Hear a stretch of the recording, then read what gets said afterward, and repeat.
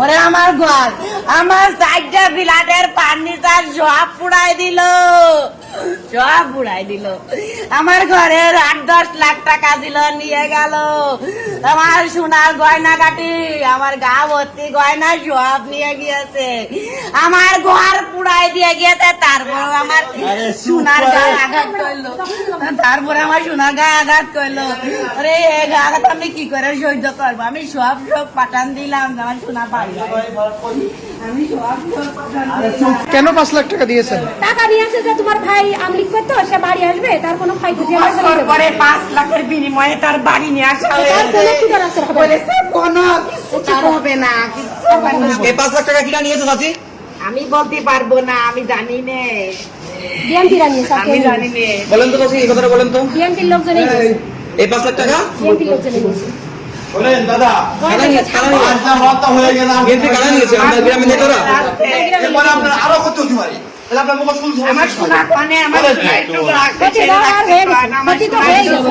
আমার সোনা একটু ছেড়ে রাখতে পারেন। এখন আমার ভাই শেষ, এখন আমাকে সব মেরে দেবে তো। আপনারা বলছিল 5 লাখ টাকা দেবো তো ভাই কিন্তু বলবো না, কিন্তু আজ 2 লাখ দিয়েছেন, 3 লাখ না দেওয়ার কারণে আজ না অনেক আগে দিয়ে বাড়ি হয়ে দাদা ফুটে যাও, ফেলে যাও।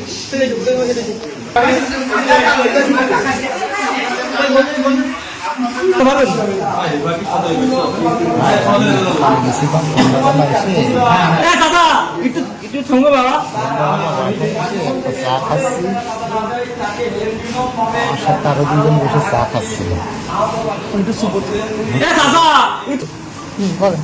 আমাদের মন্দির দোকানে এসে সন্ধ্যার আগ গেছে বাসেছে, ঠিক আছে, বাসায় এসে একটা চা খাচ্ছিলাম।